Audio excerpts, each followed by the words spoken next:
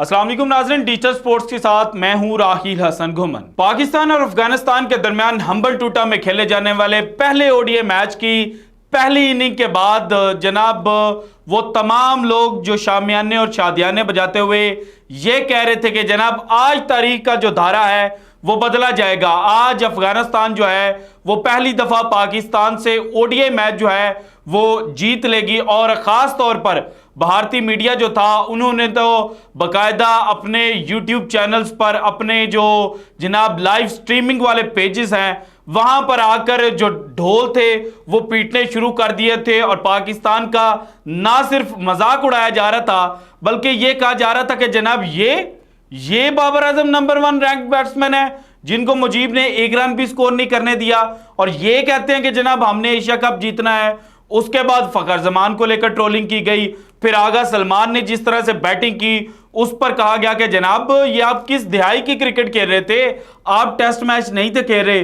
तो बिलाखिर जनाब second inning जब अफगानिस्तान की शुरू हुई और जिस तरह से पाकिस्तान के बॉलर जो हैं उन्होंने जो अफगानिस्तान के बैट्समैन थे उनको एक एक करके चलता किया। और ख़ास तौर पर जो हारिस रऊफ है जिस तरह से उन्होंने तबाही मचाई और उन्होंने जनाब अपना गुंडा राज जो है वो दिखाया। तो उसके बाद वही भारतीय मीडिया जो पाकिस्तान का मजाक उड़ा रहा था उन्होंने तारीफों के पुल बांधने शुरू कर दिए। और ना सिर्फ तारीफों के पुल बांधने शुरू कर दिए बल्कि यह कहा जाने लगा कि भाईजान ये जो हमारे टॉप 3 हैं जिनमें शुभमन गिल है, रोहित शर्मा है, विराट कोहली है, तो इनके लिए भी खतरे की घंटी बज चुकी है। और पाकिस्तान के ये 3 फास्ट बॉलर्स जो हैं ये दुनिया की कोई भी विकेट हो वहां पर जनाब कैसी भी कंडीशंस क्यों ना हो तो ये दूसरी टीम जो ऑपोजिशन टीम होगी उसको चलता करेंगे। सो जनाब आज की वीडियो में मैंने आपके सामने 3 चीजें रखनी हैं। नंबर 1, विक्रांत गुप्ता साहब भारत के बड़े फेमस जनाब स्पोर्ट्स एनालिस्ट हैं और क्रिकेट पर उनकी बड़ी गहरी नजर है। उन्होंने एक ट्वीट की है, वो ट्वीट आपके साथ शेयर करनी है।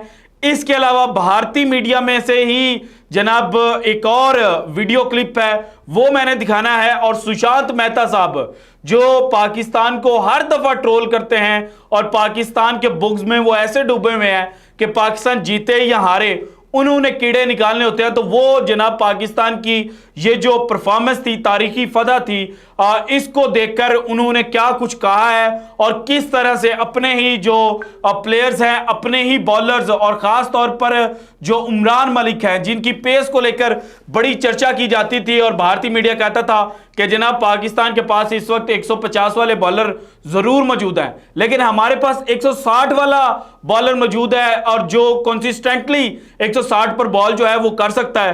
तो उमरान मलिक को लेकर ये क्या बात कर रहे थे और शुएब अख्तर का किस तरह से इन्होंने जो रेफरेंस है वो लड़ाया ये भी आपके साथ शेयर करना है। लेकिन उससे पहले जनाब दुनिया क्रिकेट और ओडीआई क्रिकेट का आगाज हुआ था 1971 में और अब 2023 है। अगर तारीख देखी जाए तो तकरीबन 52 साल जो हैं वो जनाब ओडीआई क्रिकेट को शुरू हुए हो चुके हैं। और कल रात को जो परफॉर्मेंस पाकिस्तान के बॉलर्स ने दिखाई, जो जीत पाकिस्तान की टीम ने अफगानिस्तान के खिलाफ हासिल की, उसकी वजह से तारीख में दर्ज कई रिकॉर्ड जो हैं वो ना सिर्फ पाश हुए हैं बल्कि पाकिस्तान ने बता दिया है कि भाईजान हम रिकॉर्ड तोड़ते रहते हैं। सो सबसे पहले आपको जो रिकॉर्ड्स टूटे हैं वो बता देता हूं। उसके बाद 52 साल कौन सा रिकॉर्ड था जो पाकिस्तान ने अपने नाम किया है। इसके बाद भारतीय मीडिया के जो क्लिप्स हैं वो मैं आपके सामने रखूंगा। देखें कल जनाब जब अफगानिस्तान 59 पर ऑल आउट हुई है तो ये पाकिस्तान के खिलाफ कोई भी टीम जो है उसका लोएस्ट स्कोर था। इससे पहले 1986 में जो न्यूजीलैंड है वो पाकिस्तान के खिलाफ आउट हुई थी 64 रन पर। और उसके अलावा बात की जाए तो 2018 में जिम्बाब्वे जो है वो 67 रन पर आउट हुई थी। सो पहला रिकॉर्ड पाकिस्तान ने यह बनाया कि किसी भी टीम का जो लोएस्ट टोटल था अपने खिलाफ उसको मजीद कम कर दिया। इसके बाद जनाब जो अफगानिस्तान जो जिनकी ग्रोथ जनाब इंटरनेशनल क्रिकेट पर बड़ी तेजी से हुई है, 2001 में ये टीम बनी थी और 2017 में इसको जनाब जो टेस्ट का जनाब मार्क है वो मिल गया था और ये टेस्ट साइट बन गई थी और 12वीं ये टेस्ट साइट बनी थी। तो जनाब टेस्ट साइड का जो मार्क है वो मिलने के बाद जो अफगानिस्तान का लोएस्ट स्कोर था 116 का, जो इन्होंने जून में बनाया था श्रीलंका के खिलाफ, वो भी खत्म हो गया और पाकिस्तान के खिलाफ ये सिर्फ 59 रन पर आउट हो गए। सो अगेन एक रिकॉर्ड जो है वो इस मैच के दौरान बना। इसके बाद जनाब जो बॉलिंग एवरेज का रिकॉर्ड है, कल देखे अफगानिस्तान के स्पिनर्स जो हैं उन्होंने भी बड़ी अच्छी बॉलिंग की थी और पाकिस्तान के जितने भी बड़े बड़े द्यो थे वो जल्दी घर चले गए थे, लेकिन गिरते पड़ते टूटते बिखरते पाकिस्तान जो है वो 201 रन तक पहुंच गया था। और इस मैच के अंदर जनाब जो अफगानिस्तान के स्पिन बॉलर्स हैं उन्होंने 9 विकेटें हासिल की, पाकिस्तान के जो बॉलर्स हैं उन्होंने 8 विकेटें हासिल की।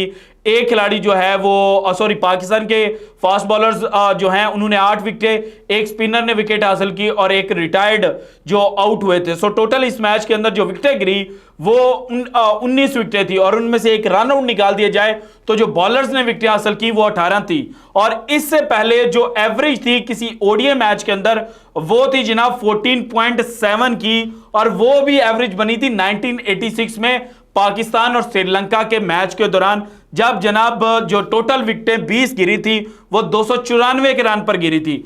अब चूंकि जो विकेटें हैं वो 18 जनाब बॉलर्स ने हासिल की हैं और इस वक्त जो जनाब एवरेज निकलती है वो निकल रही है 14.33 की। सो अगेन जो हिस्ट्री में जनाब लोएस्ट एवरेज का रिकॉर्ड था वो ब्रेक डाउन हुआ है।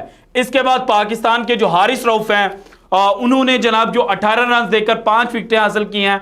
ये पाकिस्तान के किसी भी फास्ट बॉलर का श्रीलंका के अंदर सबसे बेहतरीन जो बॉलिंग फिगर है वो है।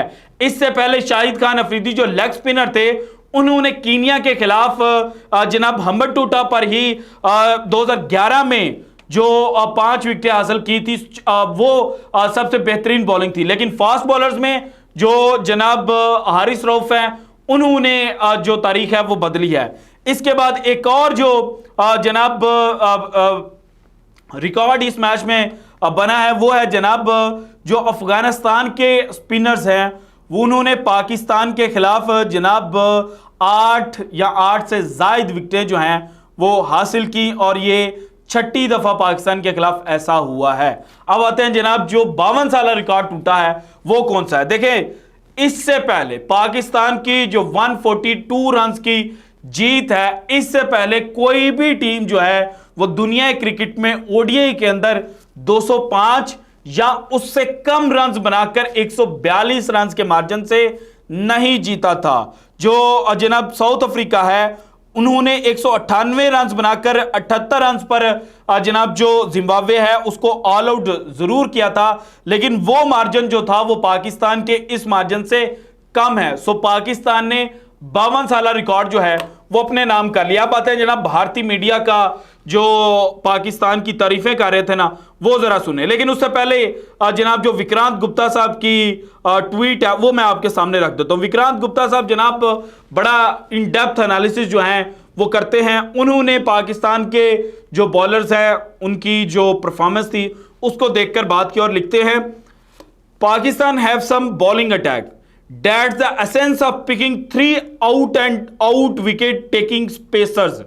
You pick wickets with the new ball and even in the death overs, and if your spinners are also an attacking option more often than not, you don't let batting team build partnership in the mid overs.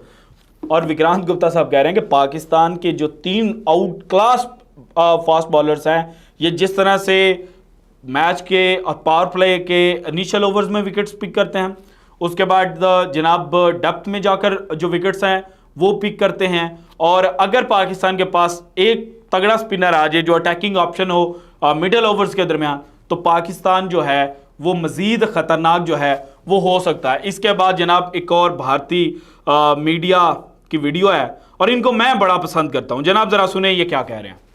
ना चले बाबर ना चले रिजवान, पाकिस्तान के top order के बल्लेबाजों पर भारी पड़ी अफगानिस्तान की फिरकी। ये सुनिएगा। हाँ, यही लाइन हमने सोची थी जब पाकिस्तान की बल्लेबाजी देखने के बाद मैच का रिव्यू करने का सोचा था, लेकिन पाकिस्तानी गेंदबाजों ने यार शॉक कर दिया। यार कमाल की गेंदबाजी, मतलब 80 और 90 के दशक में वो जो पाकिस्तानी गेंदबाजी थी जिसे हम लीथल गेंदबाजी कहते हैं, ऐसी फास्ट तेज गेंदबाजी जिससे डर लगता था, आज एक्चुअली वही देखने को मिली है। 20 ओवर के अंदर जिस तरह से अफगानिस्तान को उन्होंने चारों खाने चित कर दिए, I am using this word, चारों खाने चित, वो कमाल की गेंदबाजी थी। ऐसी गेंदबाजी रोज देखने को नहीं मिलती, चाहे शाहीन शाह अफरीदी हो जिन्होंने 2 बॉल में 2 विकेट निकाले, नसीम शाह की गेंद हो, या फिर हारिस रऊफ। क्या गेंदबाजी थी हारिस रऊफ ने जो गेंदबाजी की उसमें बड़े बड़े विकेट थे, रहमानुल्लाह गुरबाज, इकराम अखल, मोहम्मद नबी, राशिद खान, वहीब के विकेट निकाले, और रिकॉर्ड पर रिकॉर्ड जो है आज उन्होंने बना लिए। मतलब रिकॉर्ड पर रिकॉर्ड जो हैं वो पाकिस्तान ने बनाए, और जनाब अफगानिस्तान को 19.2 ओवर्स में मैच ख़त्म किया। अफगानिस्तान की इनिंग का खात्मा हुआ और इसमें 87 पाकिस्तान ने डॉट बॉल्स की, जो रेशो बनती है वो 75% की है। ये पाकिस्तान की ख़तरनाक बॉलिंग का एक पहलू है, और जो भी टीमें पाकिस्तान के ख़िलाफ़ खेलेंगी आइंदा 2 से 3 माह में, क्योंकि क्रिकेट बहुत ज़्यादा होनी है और एशियन कंडीशंस में होनी है, पाकिस्तानी पेसर्स को पता है कि जनाब उन्होंने किस लाइन एंड लेंथ पर बॉलिंग करनी है, तो पाकिस्तान जो है वो इस वक्त बड़ा ख़तरनाक हो चुका है। इसके बाद जनाब ज़रा सुशांत मेहता साहब की तरफ आ जाइए, सुने ज़रा इनको। बाकी रोहित शर्मा को हारिस रऊफ 3 मैच में 2 बार आउट कर चुका है।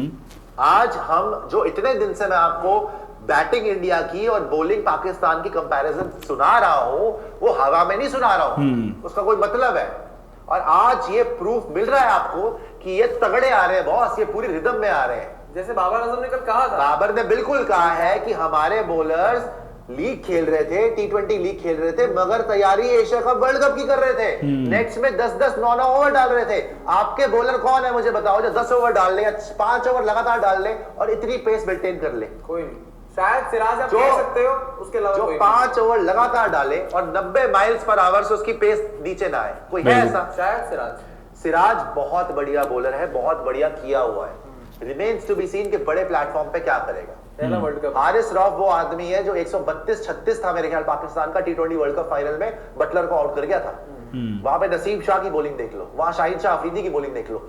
ये एडवर्टाइजिंग ऑन यूट्यूब, ये आपने सुन लिया, ये अच्छा ये वो T20 वर्ल्ड कप की बात कर रहे थे जिसमें भारत जनाब 169 किया था, 167 था, 169 था, तो जो इंग्लैंड की विकेट है वो कोई भी हासिल नहीं कर पाए थे। ओपनर जो थे वो जनाब उस मैच को फिनिश करके चले गए थे, तो उसकी तरफ इंडिकेट कर रहे थे और दरमियान में ऐड आ गई थी।